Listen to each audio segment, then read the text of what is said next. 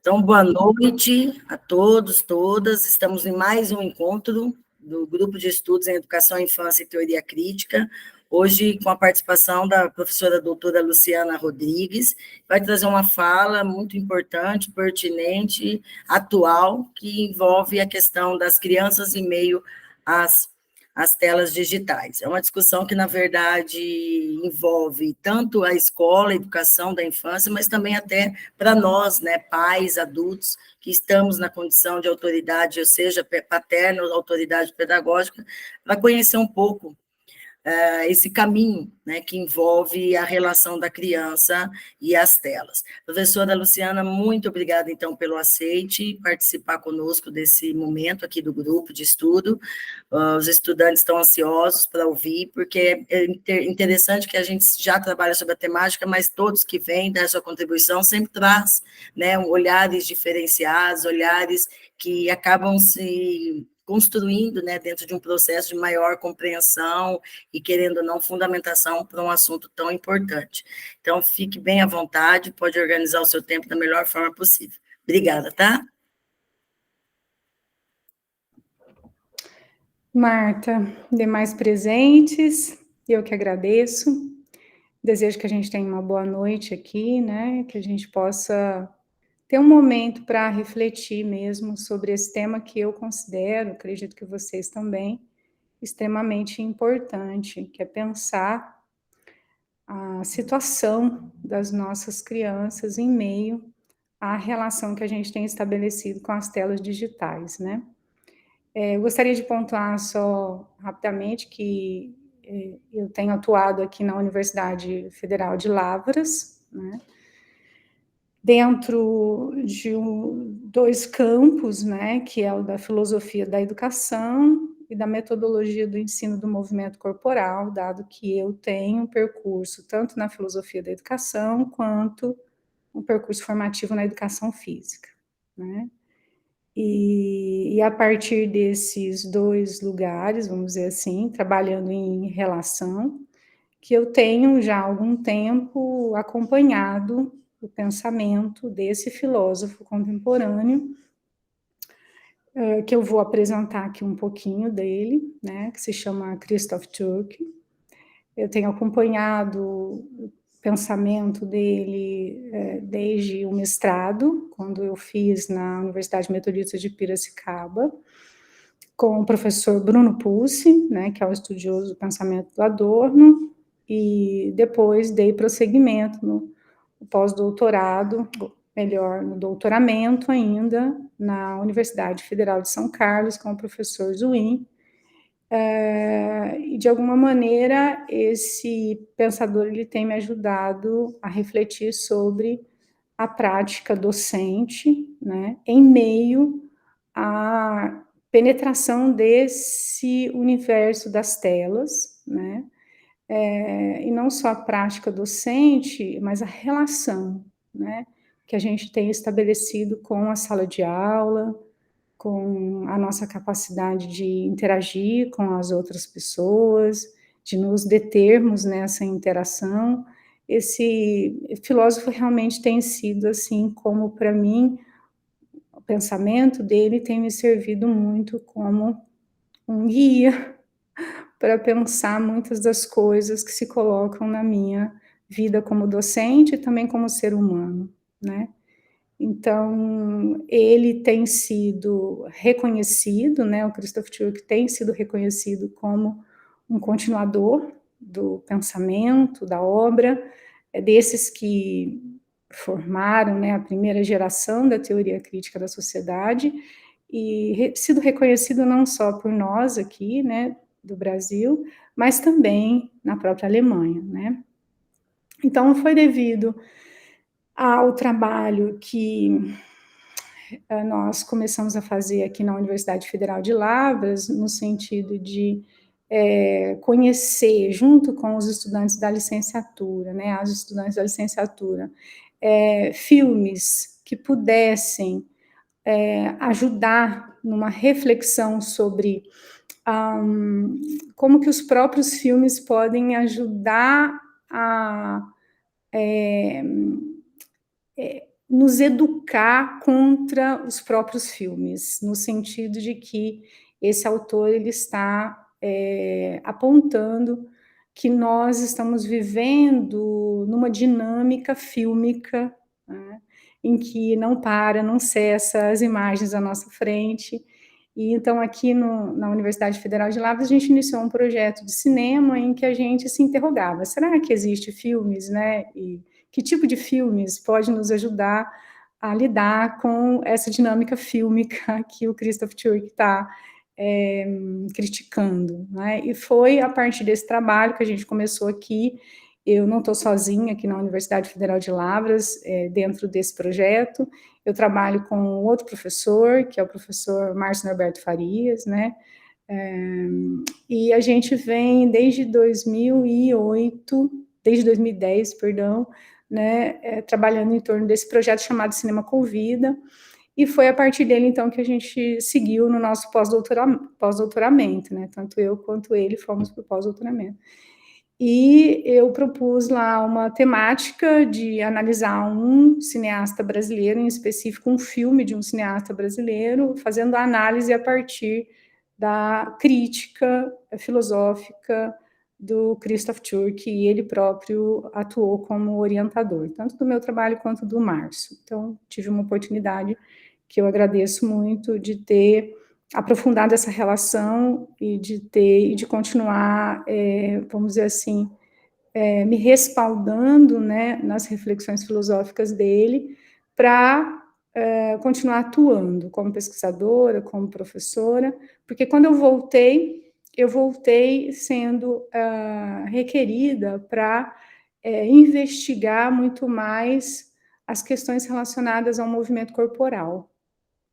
Então, eu estava muito mais vinculada a uma discussão da filosofia da educação, tomando o cinema e o filme, vamos dizer assim, o filme crítico, né, como uma forma de produzir uma outra maneira de se relacionar com os próprios filmes, né? E aí eu comecei a investigar as possibilidades de experimentação de movimentos corporais que pudessem propiciar um exercício de atenção, que ele vai chamar no trabalho dele de uma atenção especificamente humana, né? Então, assim, só para dizer para vocês que eu não tenho me dedicado especificamente ao campo da infância, né? E que eu chego às discussões que eu trago aqui, mais no sentido de apresentar e de compartilhar com vocês o que eu tenho compreendido sobre o que o Christoph Türk tem chamado a atenção de nós, em especial educadores e educadoras, de nós da escola, né? Como nós temos um trabalho extremamente importante, uma atuação extremamente importante no que se refere a pensar a condição das crianças dentro dessa cultura que ele considera ser uma cultura que tem produzido o déficit de atenção, o TDAH, né? Então, eu não tenho me dedicado à infância, mas então eu chego até vocês e espero compartilhar um pouquinho desse meu entendimento sobre a obra dele em relação à infância, em meio a, não diretamente às telas digitais, mas em meio à produção disso que ele chama de um regime de atenção. Quer dizer, como que as telas digitais, elas produzem um regime de atenção. E como que as crianças elas estão chegando, né, e estão vivenciando algo que no primeiro momento as chocam, mas não é visto como algo que as chocam, né? Então a minha provocação vai hoje nessa direção, né? Eu organizei a minha fala em 2 momentos. No primeiro momento eu vou apresentar brevemente o Christoph Türk, e também vou falar um pouquinho sobre o que ele chama de introitos interruptus, né? Que é uma expressão latina usada para designar uma introdução interrompida, né? Eu quero sublinhar, nesse primeiro momento, como que a reflexão em torno deste fenômeno, que se refere a introdução interrompida da criança pequena na comunidade adulta se apoia na sua teoria sobre a sedimentação e dessedimentação histórica e social da atenção especificamente humana. Eu deixei um segundo momento para pontuar brevemente como que as reflexões levam o filósofo a acentuar a importância da escola e do trabalho da docência, o que tem reverberado sobre a minha praxis e no modo como eu tenho buscado lidar com a sala de aula. Tá?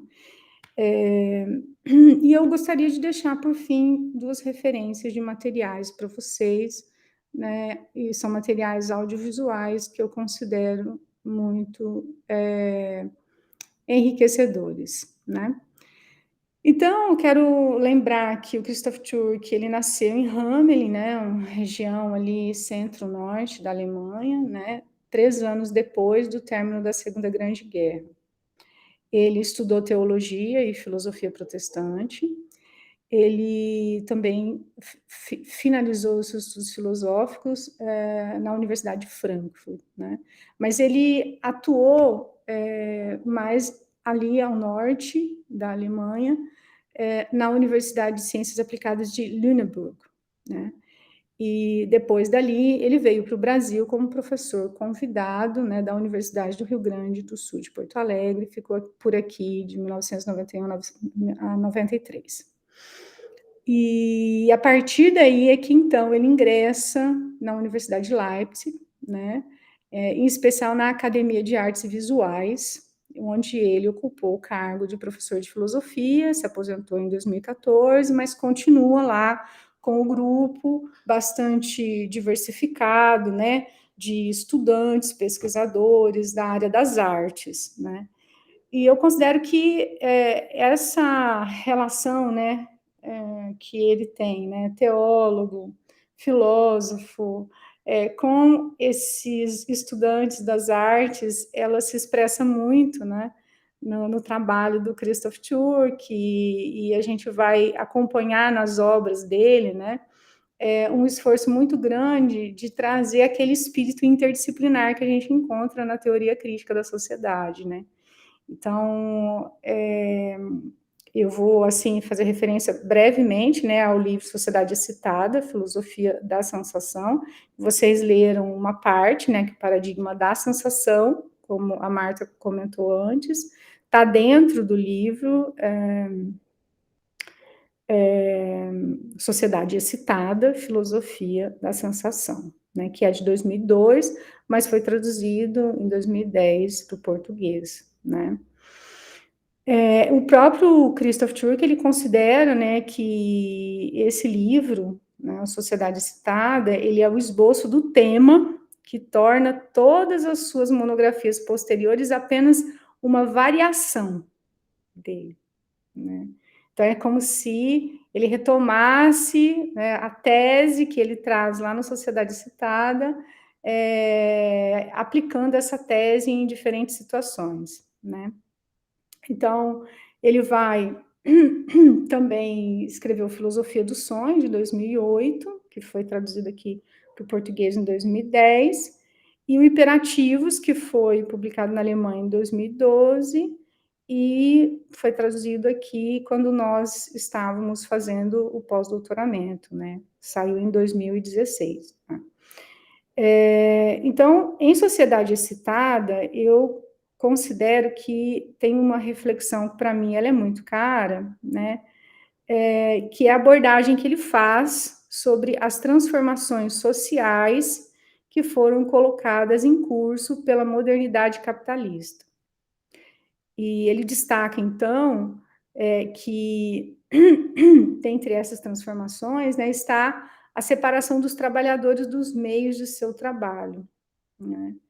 E é esse processo de separação dos trabalhadores dos meios de seu trabalho que opera um conjunto de transformações que vão redundar, inclusive, na mudança de significado da palavra sensação.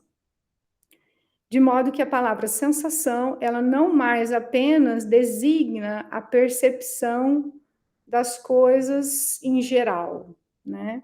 mas ela passa a se referir àquilo que é sensacional, né? E é justamente esse sentido da palavra sensação para designar o sensacional que se difunde cada vez mais, difundindo os produtos da indústria cultural, tal como, né, o Adorno e o Horkheimer apontaram, né? E vai fazendo com que a gente seja também pressionada, né, a assumir também feições sensacionalistas para que a gente possa ser percebido. Então, ele vai pontuar essa questão.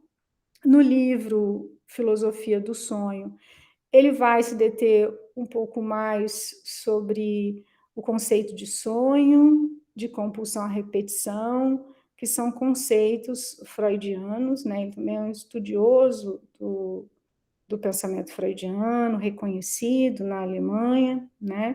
Mas ele também se debruçou muito em estudos recentes da neurofisiologia, né? E como alguém que tem uma formação em teologia, ele também dá um tratamento aos livros sagrados, né, aos livros antigos, né, um tratamento de pesquisa mesmo. Né? E ele também vai atrás de achados arqueológicos para construir a sua teoria, porque no Filosofia do Sonho ele apresenta uma teoria de como a nossa atenção, a atenção humana, ela foi se constituindo, certo? Então, a Filosofia do Sonho é um desdobramento de um capítulo do Sociedade Excitada, em que ele vai construir uma arqueologia, vamos dizer assim, né, da constituição da nossa atenção, considerando que a atenção especificamente humana é aquela que dura para além do instante. Então, nós conseguimos, né, nos deter sobre algo, e essa foi uma conquista que, segundo ele,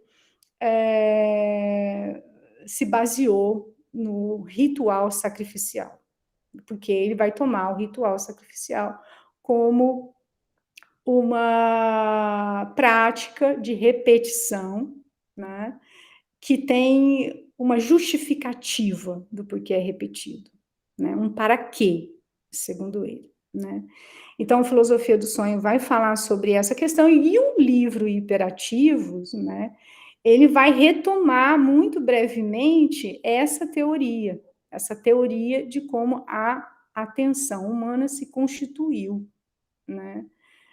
E ele elabora, né, a Filosofia do Sonho, no sentido de construir essa teoria, porque antes ele se coloca a questão, né, sobre a perda da atenção. Já no Sociedade Excitada, ele já está falando de um processo que vem com a onipresença das telas, que tem erodido a atenção, né? Então, tem feito com que a atenção, a capacidade de concentração e se deter sobre as coisas, manter o foco, vamos dizer assim, né, se mantenha. Então, quer dizer, eles perguntam, bom, se a gente está perdendo isso, quer dizer que a gente, então, formou isso, a gente construiu isso, e aí ele vai construindo a Filosofia do Sonho essa teoria que volta no Hiperativos, e que ele apresenta muito brevemente, tá? Eu estou falando isso só para contextualizar um pouco, né? Só para,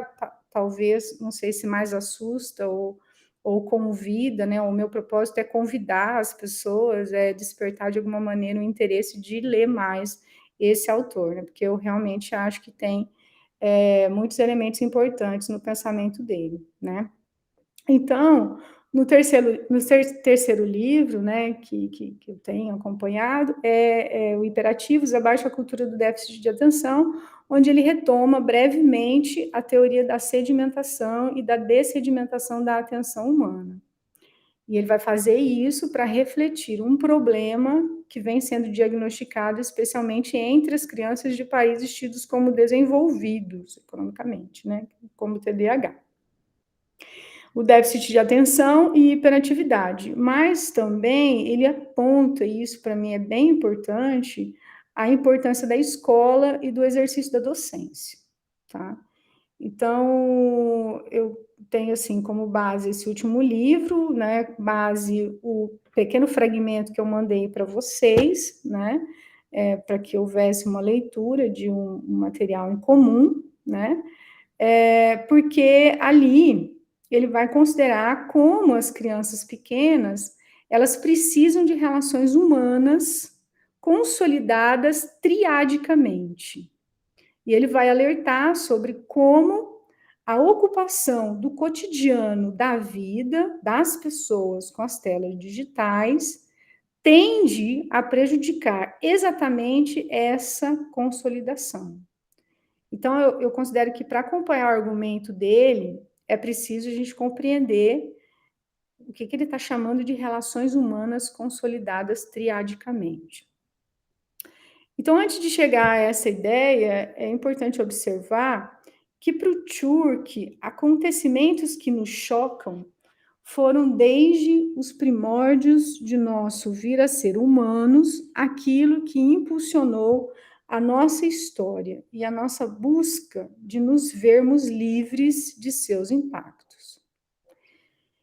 Então, em sua teoria, a fuga que nós teríamos inventado para lidar com o que nos choca foi uma fuga para frente, em que passamos a reapresentar ritualisticamente o que nos chocou. Foi esta nossa invenção que constituiu a própria humanidade, e este processo histórico é longamente e detalhadamente abordado em suas obras, e o próprio autor ele reconhece este elemento como um fio condutor do seu trabalho, né? Então, o choque é físico e decorre do fato de as forças externas ao frágil corpo humano serem sempre maiores que nós, né? Sempre maiores que o nosso corpo, de modo que penetra o corpo sem que ele esteja preparado.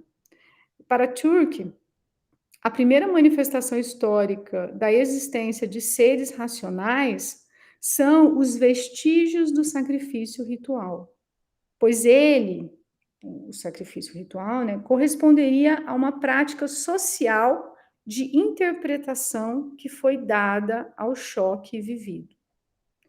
Ele representa a inversão que permitiu tomar o choque como uma manifestação divina, um resultado da imaginação, indício da abertura de um espaço mental, quando nós conseguimos, como espécie, tomar aquilo que apenas chocava como aquilo que protege.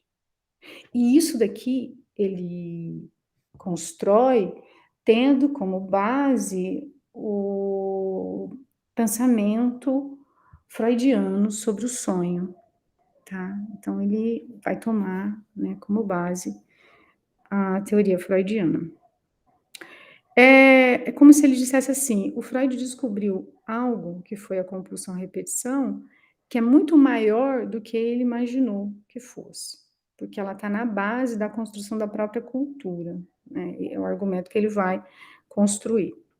Então, é nesse contexto, né,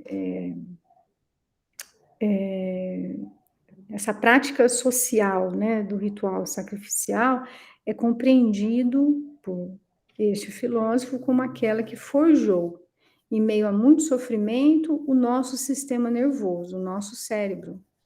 O choque e as formas de elaboração do choque foram se transformando do período paleolítico até o presente high-tech.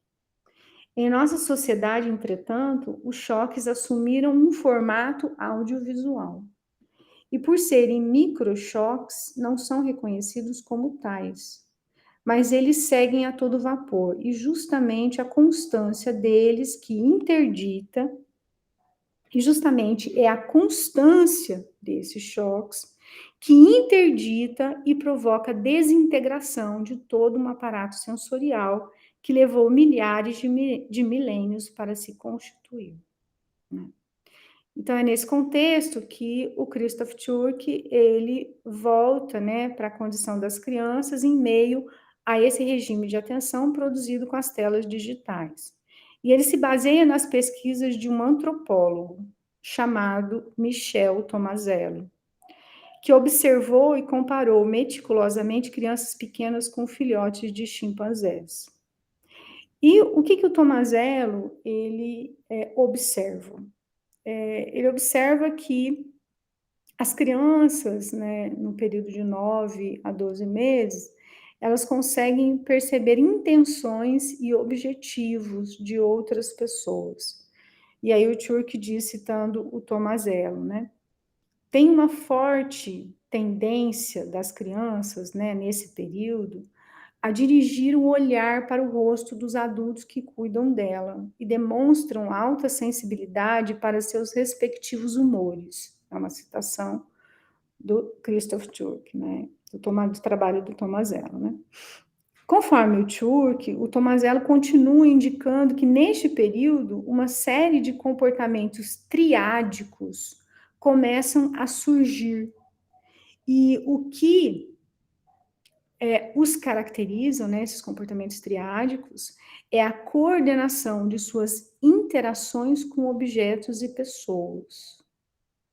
Então, diferentemente do comportamento diádico, em que a criança, quando ela está prestando atenção com o objeto, a pessoa com a qual ela está interagindo deixa de estar ali, ela está inteira no objeto, né?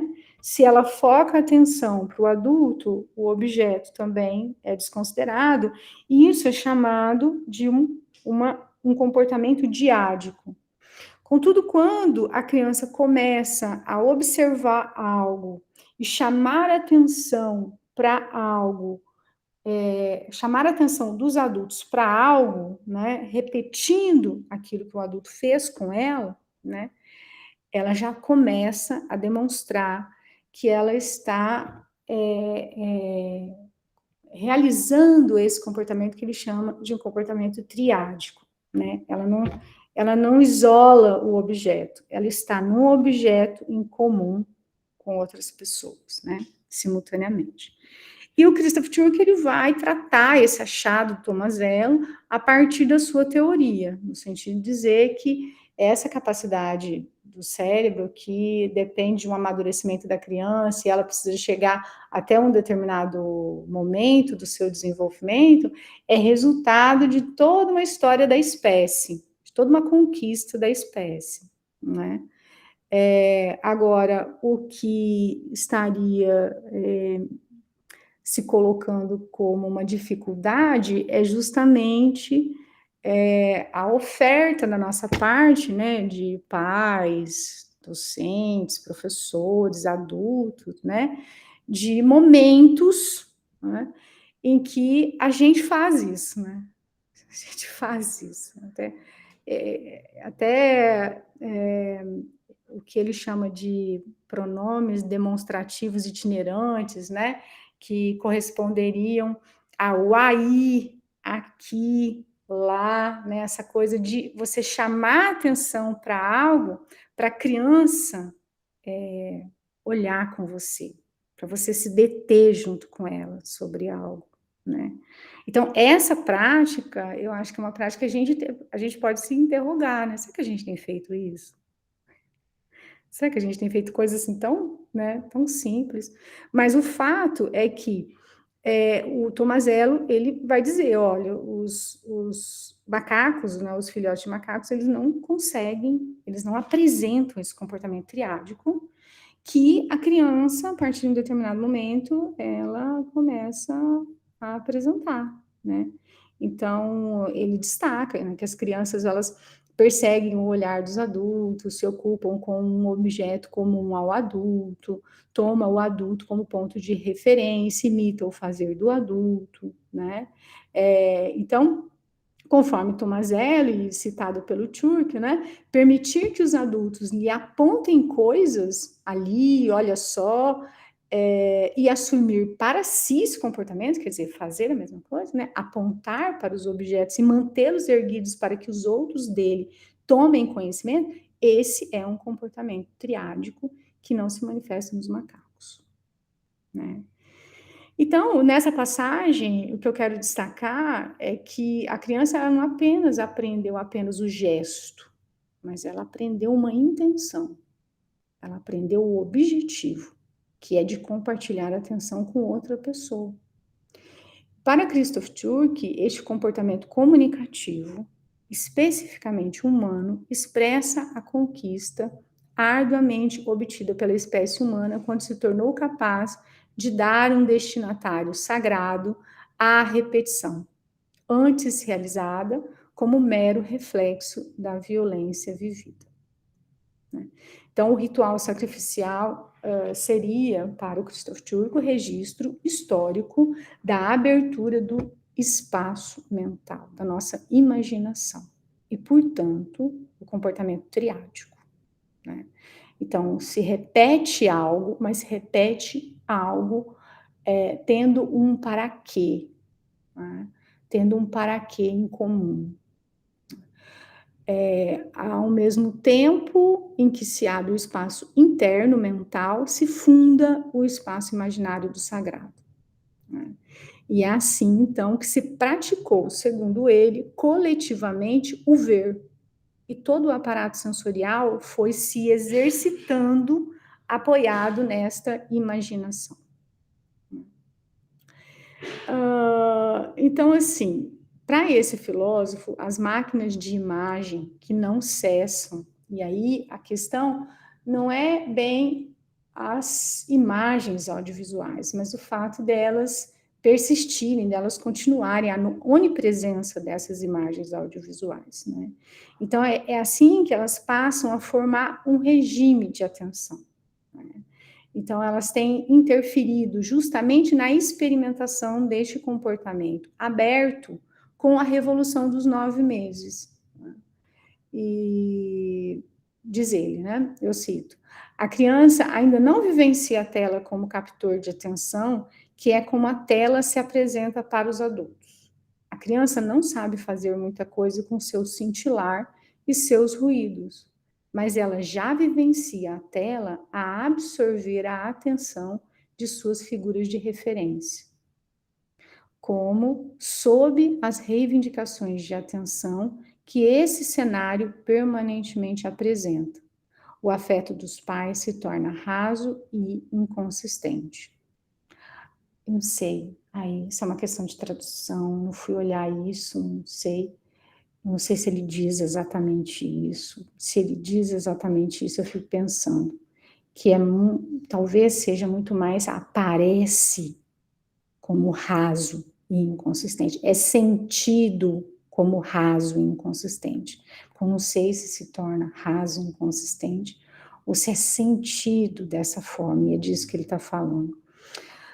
A mãe ou o seu representante pode estar bastante com a criança, dirigir a ela a palavra e apontar para tudo quanto seja possível, mas quando, ao lado, algo cintila e zumbi, algo que sempre atravessa a atenção comum e a sua persistência para as coisas, porque o olhar da mãe vagueia de um lado ao outro, entre a criança e a tela, e suas palavras são sobrepostas pelo ruído de fundo.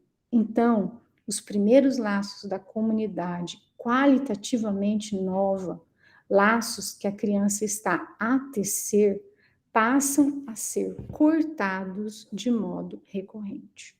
Então, acabei de ler uma citação do trecho, um fragmento do trecho que eu passei para vocês, né, que nos leva ao entendimento de como a criança ela é afetada por esse objeto cintilante, sem mesmo saber o que é esse objeto cintilante, né?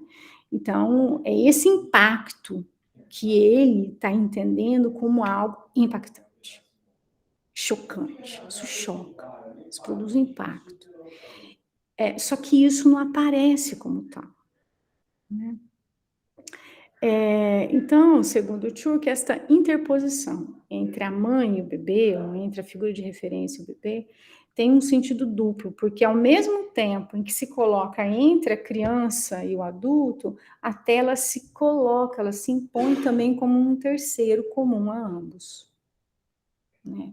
E a questão é a interferência de uma relação triádica, consolidação de uma relação triádica, e que, no meu ponto de vista, né, a gente pode, tomando consciência ou refletindo sobre essas questões, a gente pode buscar pensar como professores, como professoras, né, como que a gente pode fazer, como que a gente pode se interrogar para, não é a recusa das telas, mas é como a gente pode, né, dosar isto e ajudar os estudantes e as estudantes a buscarem isso, a lutarem por isso também, por uma dosagem, né? Me parece que é isso que ele está propondo para a gente, né? Eu vou parar por aqui, porque eu tinha a segunda parte, mas eu estou vendo que o tempo está bem alargado, e pelo menos a primeira, vamos dizer assim, as primeiras ideias assim que eu queria trazer, compartilhar com vocês, eu acho que eu trouxe, pelo menos para falar sobre o que eu tenho, né, compreendido, como esse processo que ele chama no livro de introitos interruptos, que é a introdução interrompida das crianças na comunidade de adultos, né? Ele vai realmente perceber a escola e nós, o trabalho nosso da docência, como sendo um espaço marcado, ele nos chama de membros da resistência de hoje. Eu gosto muito dessa expressão que ele traz, porque é como se a escola e nós, professores, e ele fala dos professores do jardim de infância, né, essa coisa das primeiras professoras, e fala de ações que nós podemos fazer no sentido de realizarmos em conjunto com os estudantes, não para que eles façam individualmente, sozinhos, tá? Então, essa é uma coisa que ele vê como um potencial da escola, o tempo comum e o tempo que nós partilhamos em comum com as pessoas, né, com quem a gente está estudando, e isso tem refletido muito no meu trabalho aqui, no modo como eu acabo fazendo leituras em conjunto mesmo com os estudantes na sala de aula, como eu tenho também buscado propor a prática de movimentos corporais que seja uma espécie de atenção, um exercício dessa atenção, porque eu tenho proposto que as pessoas, por meio do toque, por meio de uma redução do ritmo, né, elas passem a observar o que esse toque proporciona para elas em termos de sensação, né, e busco por meio das palavras também trazer imagens, por meio das palavras ajudar, fazer com que as pessoas elas construam imagens que possam guiar os seus próprios movimentos, e aí eu estou falando de imagens mentais, imagens que elas podem estar, a partir das minhas palavras, formando para direcionar o toque, direcionar o movimento, direcionar as experiências de movimento que a gente está fazendo aqui. Então, eu tenho também buscado, na prática de movimentos corporais, como é que eu faço para que a gente possa dedicar uma atenção coletiva para cada um de nós. E isso faz coisas completamente diferentes, assim como a gente destina uma atenção coletiva para cada uma dos momentos de leitura que são feitos em conjunto dentro da sala de aula, né? Então, eu tenho, assim, encontrado, né, nas discussões que o Christoph Türk tem feito, acho que princípios, assim, têm me ajudado no processo educacional, e eu espero que tenha, de alguma maneira, aí, nesse tempo pequeno, deixado um pouquinho, assim, de vontade para vocês lerem o trabalho dele, tá bom? É isso, vou ficar por aqui, e aí a gente conversa um pouco, tá? Certo, professora, obrigada pelas considerações, pela fala, pela provocação. Tem algumas coisas que você até citou, me chamou a atenção até para eu poder ler, né? Você tinha comentado, deixa eu só confirmar com você, Luciana, a Filosofia do Sonho é um livro do Turk? Turk, não, é? É um livro do Christoph Turk. Esse aqui que ele também ele entra um pouquinho nessa questão do próprio TDAH, é nesse aqui que você estava comentando? No Filosofia do Sonho, né, ele tem uma parte final em que ele vai falar já do TDAH, mas uma parte bem no finalzinho, porque o Filosofia do Sonho, ele é mais no sentido de apresentar, né, esse processo de constituição da atenção. Então, ele vai desde o Paleolítico, ele percorre, assim, desde o Paleolítico, passando pela pulsão, pela palavra, e o outro, deixa eu ver aqui. É que você tinha comentado, eu tinha até notado aqui essa questão da atenção, sim, daí eu fiquei só em dúvida em relação a essa discussão que ele faz, que é uma discussão bem diferenciada do que a gente tem visto aí em relação ao TDAH, né? Eu acho que é bem pertinente pela contribuição rica que esse filósofo traz, né? Daí é só por isso que eu te perguntei, vou atrás desse livro, achei bem interessante. Ele é dividido em 3 partes. Na primeira parte, ele fala sobre o sonho. Aham. Segunda parte, ele fala sobre a pulsão. E na terceira parte, ele fala sobre a palavra.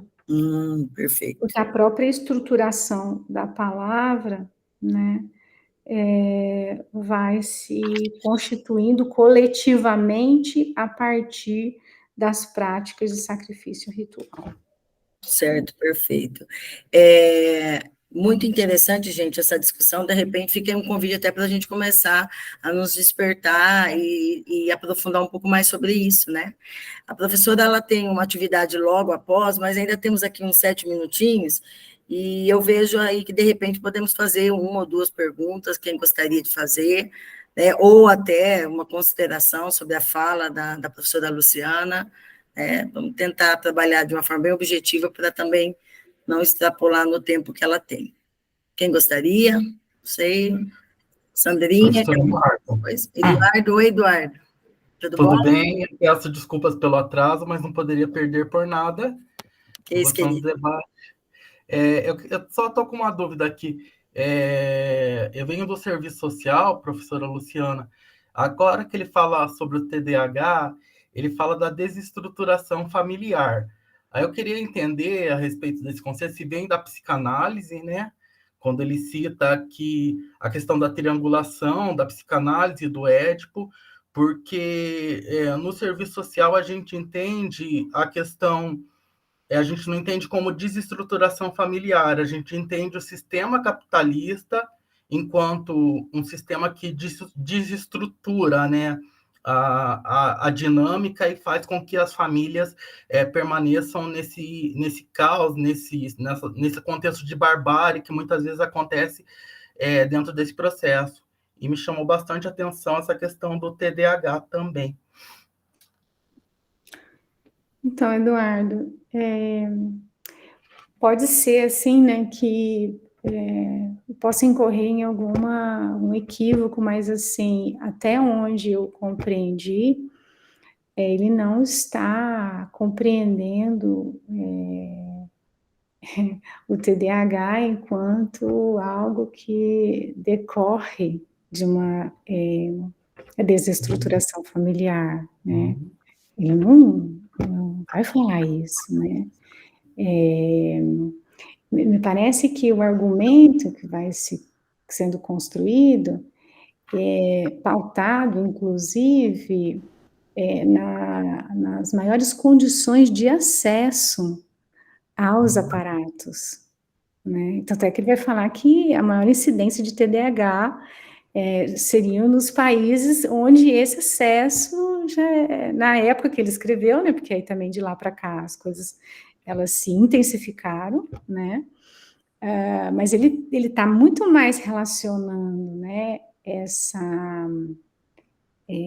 condição de consumo dessas telas, né, do que propriamente vamos dizer assim, uma reorganização da estrutura familiar. Ele não está falando disso, até onde eu pude perceber, né. E, além disso, né, quando o Turk está trazendo a discussão sobre não sei se desestruturação, mas ele fala muito de desenraizamento, né, e também de uma não desestruturação, mas de uma fragmentação, né, ele usa muito essa expressão da dessedimentação, não sei se desestrutura, mas para mim, assim, por que eu falei que eu acho que é muito importante a leitura que ele faz do Marx no Sociedade Excitada? Para mim é muito importante, porque ele me mostra que a separação do trabalhador dos meios do trabalho, e que está muito presente, por exemplo, naquele texto do Marx, do Capital, que é a assim chamada acumulação primitiva, em que os camponeses eles são expulsos da terra e tudo mais, né? Então, o Christoph Turk tem um capítulo, o último capítulo, né? Que é que está na Sociedade Excitada, que é a sensação absoluta. Agora não me lembrando do nome do capítulo, mas ele está falando sobre a modernidade, e a modernidade é justamente caracterizada pela convulsão permanente. E a convulsão permanente, né, que está lá no Manifesto Comunista, lá quando o Marx e o Engels estão falando sobre tudo que é sólido se desmancha no ar, então a sociedade burguesa, ela produz permanente, ela revolve a terra permanentemente, ela não repousa, não tem um momento de pausa, né, não tem um momento de consolidação. Essa compreensão ela é o que caracteriza o processo de desestruturação permanente, de desorganização, de não deixar com que as pessoas se assentem sobre algo em nenhum momento, né? E de modo que esse processo, por sua vez, faz com que isso não cesse, e a sociedade capitalista não cesse, né? É porque a gente, e aí ele adere à perspectiva do Walter Benjamin no sentido de revolução, porque a revolução, para o Benjamin traz a ideia de freio da locomotiva da história. A gente precisa frear, a gente precisa frear, a gente precisa ver como que a gente faz para frear, né? Porque a gente tá nessa loucura. Então, quando você tem um trabalho que ele entra numa relação triádica, como ele vai dar depois retomado do Tomazello, você entra num outro ritmo. Você entra numa outra coisa, né? Porque essa loucura, ela pressupõe que a gente se isole, individualize e fragmente cada vez mais, entende? Tem uma imagem do Guter Anders que ele traz para a Sociedade Excitada, que é a imagem do homem tomando banho de sol. Essa imagem é muito boa, porque esse homem está com uma goma de mascar, está debaixo do sol, está olhando para uma revista, está com um fone de ouvido, né? Então, quer dizer, cada parte do seu corpo está dirigida para algo. Olha o nível de fragmentação, o nível de descontextualização do próprio corpo. O próprio corpo não tem condição de reunir esses diferentes elementos, de traduzir essas diferentes percepções em uma imagem, em uma ideia, em uma sensação. sabe assim? Então, esse é o processo de estruturação que é produzido pelo próprio processo mesmo do movimento dessa locomotiva comedora de gente, como diz, para terminar com uma referência aí muito brasileira, comedora de gente, e pensar nos nossos grandes pensadores, que são os indígenas, porque para mim, hoje em dia, eu também tenho pensado muito nisso, assim. Acho que tem coisa que os indígenas estão dizendo hoje que eu quero colocar assim, sabe, em diálogo, porque me atravessa, sabe? Então, eu tenho uma admiração e um reconhecimento de como que o pensamento do Christoph Türke é valioso para mim. Mas hoje também eu tenho uma busca, né, de escuta dessa fisiologia que o próprio Christoph Türke ele fala no texto Sociedade Citada. Ele fala, tem uma fisiologia na Amazônia. Sabe? Essa fisiologia do homem tomando banho de sol não é a dos nossos indígenas. Não é. E por isso eu quero escutar mais eles e também tenho provocado meus estudantes, né? E tem a ver com o tempo comum, tem a ver com o tempo coletivo, tem a ver e com o sentido de coletividade que também não aparece no pensamento do Türke. Porque o sentimento de coletividade vai para além do humano. Vai, atinge o além humano, como diz a Eliane Brum, que também é outra figura que eu tenho tentado acompanhar um pouquinho o trabalho dela, né? Mas, gente, querido, eu preciso ir. Sim. Fica aí a dúvida. Professora, deixa eu só agradecer aqui, que eu não pude falar no começo, né, Marta? Estava no caminho aí, no trânsito, mas quero agradecer, viu, professora Luciana? Muito bom escutá-la, e nós estamos construindo aí um dossiê sobre essa questão da filialidade tecnológica, né, Marta, num projeto que nós temos de ensino. Estamos terminando um dossiê junto com a nossa colega, professora Jaqueline, e assim, é muito gostoso ouvir, né, uma outra professora e perceber que nós também estamos construindo essas formas de refletir, né, de se posicionar de uma maneira diferente na formação de professores, para fazer com que os nossos professores tenham atitudes diferentes junto com as nossas crianças, né, valorizando esse ser, esse pensar, esse sentir, né, que é tão gostoso ver você falando, né, essa questão da gente se ver como pessoa, como ser humano, como outro, né. E eu gostei muito, até marquei aqui a frase que você falou, uma atenção coletiva para cada um, né? Que bom se a gente conseguisse fazer isso. Então, parabéns, viu? Gostei muito. Eu agradeço muito, viu, pelo retorno mesmo, tá? Eu tenho um carinho muito grande, assim, por esse lugar também. Eu venho do Paraná, né? Eu venho do norte do Paraná, né? Cultivo relações aí, me formei na UEM, né? Então, eu fico muito feliz dessa interação, desse diálogo tá acontecendo, tá? Recíproco, viu, Sandra? Se pudéssemos, ficaríamos, mas, né, por uma questão que já ficamos acordados, estamos extremamente agradecidos, Luciana. Quem sabe a gente possa continuar no outro momento, o grupo sempre acontece, um encontro por mês, né? Eu acho que provocou vários incômodos, até por conta da necessidade mesmo da leitura e aprofundamento, né, sobre essa discussão. Por hora, te agradeço de coração, muito obrigada mesmo pela sua gentileza em participar conosco, tá? E quem sabe aí criarmos outras parcerias, até participar de bancas nossas, dos nossos estudantes, né? Caso você tenha também interesse, será muito bem-vinda, tá, Luciana? De coração.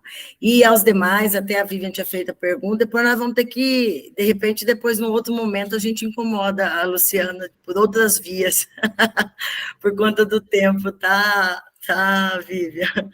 Mas, gente, por hoje é isso, quero agradecer. Lembrando, semana que vem, começa o nosso evento, dia 4, de 4 a 6 de julho, nosso evento Crite Infância, as infâncias nas múltiplas infâncias, e conto com a participação. Quem ainda não se inscreveu, dá para se inscrever como participante até o último dia do evento, certo? Já não dá mais para relato de experiência, mas dá como participante. E por hoje é isso, obrigado pela participação de vocês, um grande beijo. Luciana, um grande beijo para você, e tudo de bom, gente, tá? Tchau! Até mais. Beijo, boa noite. Lu, brigadão.